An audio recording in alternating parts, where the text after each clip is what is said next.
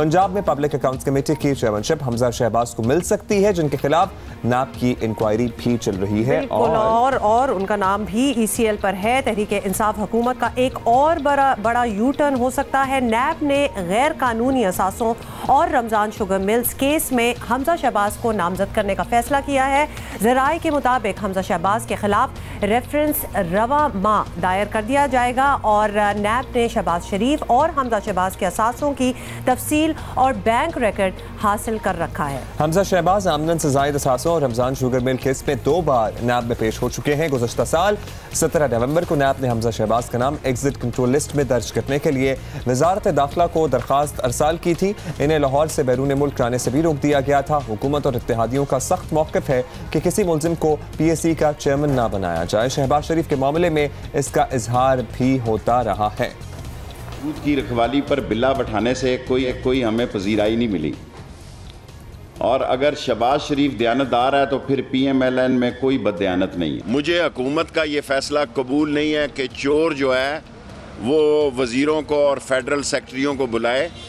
मैं इंशाअल्लाह ताला सुप्रीम कोर्ट में जा रहा हूँ। दुनिया सियासत का सबसे बड़ा डाकू जो है उसको पब्लिक अकाउंट कमेटी का अगर चेयरमैन बनाए तो ये PTI का मसला है। मैं अवामी मुस्लिम लीग में हूँ। यहाँ पे तो तमाशा बना हुआ है, कंप्रोमाइज़ कर लें जी, हर बात पे कंप्रोमाइज़ कर लें।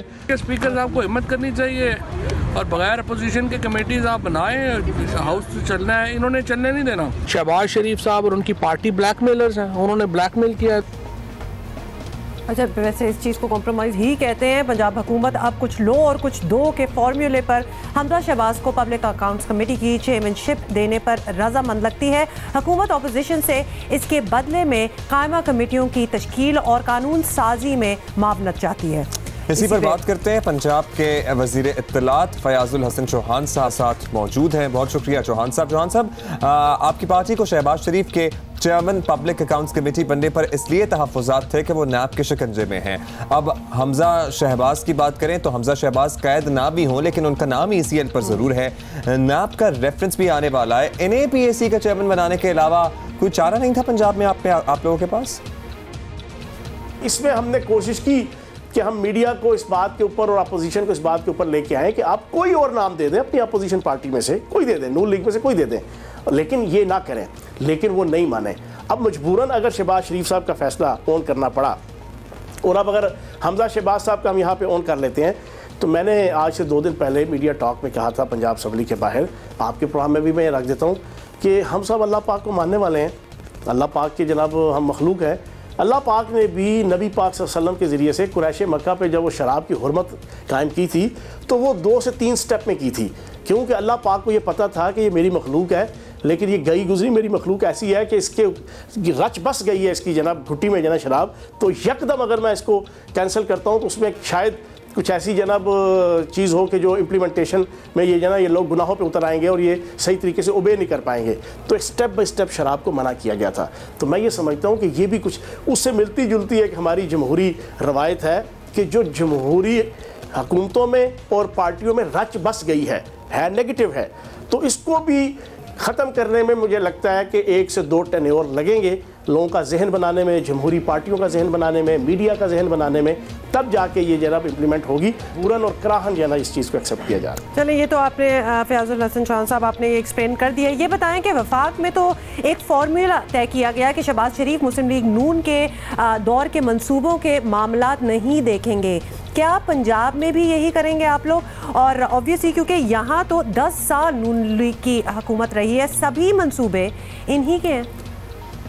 ऑब्वियसली अगर ये इम्प्लीमेंट होगा ये वाला सिस्टम और हमजा शहबाज साहब को बनाया जाएगा दूध की रखवाली पे किसी बागड़ बिले को, तो फिर नेचुरली कुछ कोड ऑफ एथिक्स तो तय किए जाएंगे, कुछ रूल्स तो तय किए जाएंगे, और वो रूल्स वही होंगे जो वफाक के अंदर तय किए गए हैं कि जो इनके अपने प्रोजेक्ट्स हैं, जो इनकी अपने ऑडिट पैराज हैं, जो इनकी अपनी करप्शन है, उसके हवाले से अगर कोई केस PSC के पास आएगा तो उसके लिए कोई दूसरी सब कमेटी होगी कि जो उसको डील करेगी और जिसका सरबराह जो हम नहीं होंगे।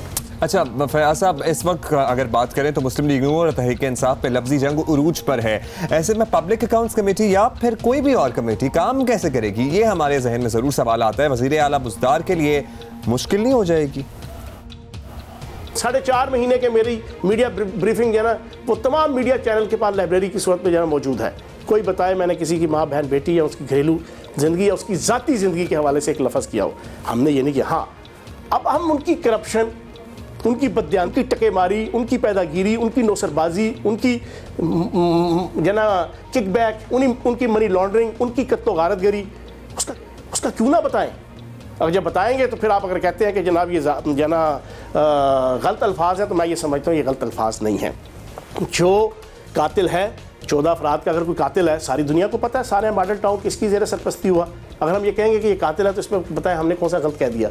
अब इनके ऊपर नैब के केसेस चल रहे हैं। सुप्रीम कोर्ट ने वर्डिक्ट के अंदर नवाज शरीफ साहब को Sicilian mafia, godfather mafia, L Capone mafia और उनको करप्ट, चोर, झूठा करार दिया है। सुप्रीम कोर्ट से बड़ा अदारा किसी मुल्क में कोई नहीं होता किसी चीज़ की ऑथेंटिसिटी कायम करने के लिए, पॉजिटिव या नेगेटिव। जब उन्होंने कह दिया चोर है, तो फयाजुल हसन चौहान या फवाद चौधरी अगर कहेगा वो चोर है तो ये गाली नहीं है, उनके लिए गाली नहीं है। जी चौहान साहब, आगे ये भी बताइएगा कि आम तौर पर तहरीक इंसाफ के रहनुमाओं के अंदाजे बड़े ठीक साबित होते हैं, हमने we have seen this in the past. तो इसलिए आपसे हम ये पूछना चाहते हैं कि क्या रमज़ान शुगर मिल्स केस में नैब हमजा शहबाज को गिरफ्तार करने वाली है? क्या मैं फिर कुछ कहूँगा तो फिर मीडिया के अंदर ही शोर मचता है कि फवाद चौधरी ने ये कहा तो ये हो गया, फयाजुल हसन चौहान ने ये पहले कह दिया तो ये हो गया। फिर उसके बाद सारे चढ़ाई करते हैं ना कि ये नैब के तर्जुमान क्यों है, इनको किधर से पता चल जाता है। सर जी, मैं तो अक्सर एक फ़िक्रा कहता हूँ, लोग कहते हैं यार इतनी देसी ज़ुबान ना बोला कर, लेकिन मैं ज़रा देसी ज़ुबान में बता देता हूँ। आप लाहौर के छीमे नाई के पास चले जाएँ, कराची के मुदे हलवाई के पास चले जाएँ, आप पेशावर के जाना पप्पू नान भाई के पास चले जाएँ, आप किसी कोने खुदरे में देहात के अंदर किसी बेचारे हारी और मजदूर के पास चले जाएँ, उससे पूछें यार ये जो केसेस चल रहे हैं इसका अंजाम क्या होना है। सारे कहेंगे ना जेल जाना है, ये लटकणगे, इनको बचाने वाला कोई नहीं है, कहेंगे नज़र आ रहा है हर चीज़ के लिए। Although I have second thoughts about that. बहुत शुक्रिया आपका फयाजुल हसन चौहान साहब, as usual on fire and on spot as well.